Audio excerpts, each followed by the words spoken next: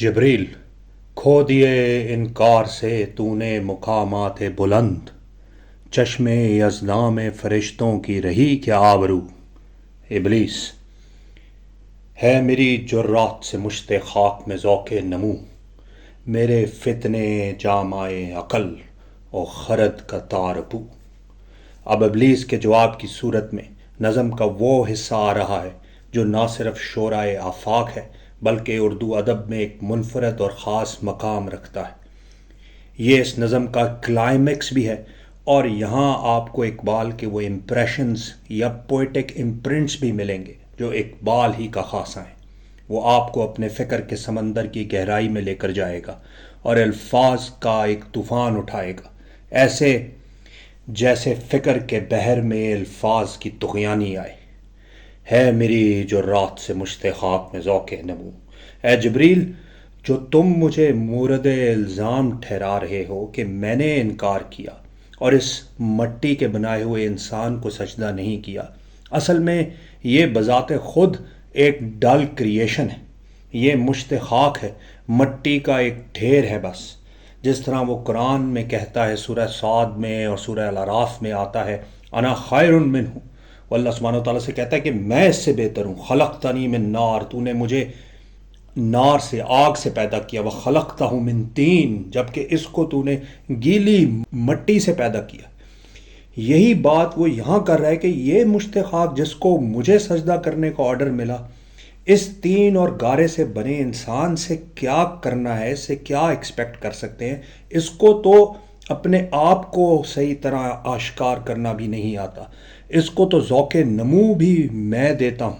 اور یہ جو انسانی عقل اور خرد کے لباس میں تم فتنے دیکھتے ہو، تمہیں جو فتنے نظر آتے ہیں، ان کو بھی اصل میں ہی اٹھاتا ہوں۔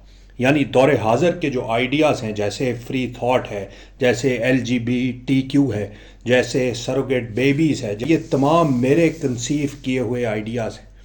آگے کہتا ہے، دیکھتا ہے تو فقط ساحل سے رزم خیر و شر، کون طوفان کے تماچے کھا رہا ہے، میں کہ تو۔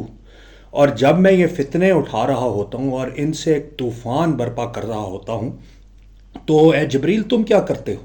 تم صرف وہی لے کر آتے ہو اور جاتے ہو، لیکن اس سے جو مارکہ حق و باطل برپا ہوتا ہے اس کے عین مرکز میں تو میں ہوتا ہوں۔ I am the one who is there right in the eye of the storm۔ دیکھتا ہے تو فقط ساحل سے رزم خیر و شر، کون طوفان کے تماچے کھا رہا ہے، میں کہ تو۔ اور جب تم اس مارکہ حق و باطل، اس رزم خیر و شر کو ساحل سے کھڑے دیکھ رہے ہوتے ہو تو صرف تم ہی ہیلپ لیس نہیں ہوتے ہو، بلکہ خضر بھی بے دست و پا، الیاس بھی بے دست و پا، میرے طوفان یم بیم، دریا با دریا، جو بجو۔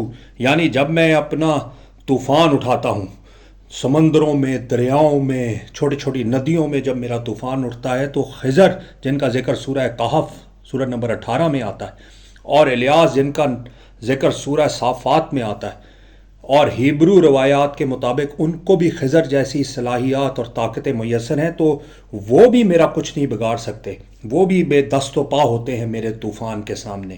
گر کبھی خلوت میسر ہو تو پوچھ اللہ سے، قصہ آدم کو رنگی کر گیا کس کا لہو۔ ویسے تو کبھی تجھے خلوت میسر ہوگی نہیں۔ اب وہ جبریل کے دل میں وسوسے ڈال رہا ہے، کہہ رہا ہے کہ ویسے تو تجھے کبھی خلوت میسر ہونے والی نہیں ہے، یعنی کہ کبھی تجھے مومنٹ آف سپیئر، کبھی ٹائم فار انٹرسپیکشن میسر ہوگی نہیں۔ لیکن اگر کبھی ہو جائے تو اللہ سے پوچھ لینا کہ قصہ آدم و ابلیس میں رنگ کس نے بھرا ہے۔ میں اگر انکار نہ کرتا تو کیا ہوتا، آل از ویل ہوتا، ہیپی گو لکی ہوتا سب کچھ۔ ابلیس جس قصے کی بات کر رہا ہے، اس کو قصہ آدم و ابلیس بھی کہا جاتا ہے، اور اس کی اہمیت کا اندازہ آپ اس سے لگا سکتے ہیں کہ قرآن میں 7 دفعہ اس کا ذکر ہوا ہے۔ اس کا تذکرہ اللہ سبحانہ و تعالیٰ نے 7 مختلف جگہ پر قرآن میں کیا ہے۔ اگر ہم مصحف کی ترتیب سے دیکھیں تو سورہ بقرہ میں سب سے پہلے، پھر سورہ اعراف میں، پھر سورہ الحجر میں، پھر سورہ الاسراء میں جس کو سورہ بنی اسرائیل بھی کہا جاتا ہے، سورہ الکہف میں، سورہ طٰہٰ میں، اور پھر سورہ صاد میں۔ اور اگر شان نزول کے حساب سے دیکھیں تو جو میں نے آپ کو ترتیب بتائی ہے اس میں سے سورہ بقرہ کی ترتیب آخر میں چلی جائے گی، کیونکہ سورہ بقرہ مدنی صورت ہے اور باقی 6 صورتیں مکی ہیں، یعنی مکی دور میں 6 دفعہ اور مدنی دور میں اللہ سبحانہ وتعالیٰ نے اس قصہ آدم و ابلیس کو سورہ بقرہ میں 7ویں دفعہ ذکر کیا، اور اسی کے بارے میں ابلیس کہہ رہا ہے کہ اگر کبھی خلوت میسر ہو تو پوچھ اللہ سے، قصہ آدم کو رنگیں کر گیا کس کا لہو، میں کھٹکتا ہوں دل یزداں میں کانٹے کی طرح، میں تو آج تک اپنی اس کمٹمنٹ پر قائم ہوں جس کا ذکر قرآن میں سورہ اعراف کی آیت نمبر 16 اور 17 میں آتا ہے، کالا فبما اغویتنی، اس نے کہا، اللہ سبحانہ وتعالیٰ سے کہا جب یہ سارا قصہ ہو گیا اور اس کو اللہ سبحانہ وتعالیٰ نے کہا کہ یہاں سے نکل جا، تو اس نے کہا فبما اغویتنی، یعنی وہ اللہ سبحانہ وتعالیٰ پہ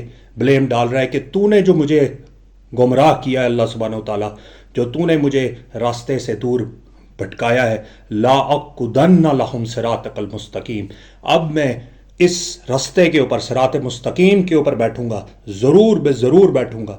جو لوگ عربی گرامر سے واقف ہیں وہ جانتے ہیں کہ یہ لا اقعدن، ادھر نون ثقیلہ کا استعمال ہوا ہے، ہیوی ڈیوٹی نون، اور اس کے اندر تاکید بھی ہے اور اس میں زور بھی ہے، یعنی کہ میں ضرور بے ضرور بیٹھوں گا، اللہ سبحانہ وتعالیٰ میں بیٹھوں گا ہی اس رستے کے اوپر جو تیرا رستہ ہے، لہم صراطک المستقیم ثم لا آتینہم، اب دوبارہ ادھر یا آتینہم نون ثقیلہ کا استعمال ہوا ہے، اور میں ان پر آؤں گا من بین ایدہم ومن خلفہم، ان کے اوپر آؤں گا یعنی ان کو اٹیک کروں گا ان کے سامنے سے، اور من خلفہم ان کے پیچھے سے، وعن ایمانہم ان کی رائٹ سے، اور عن شمائلہم اور ان کے لیفٹ سے، یعنی میں ہر طرح سے کوشش کروں گا کہ یہ جو تیرا پروجیکٹ ہے اللہ انسان بنانے کا، یہ کسی طرح فیل کروں۔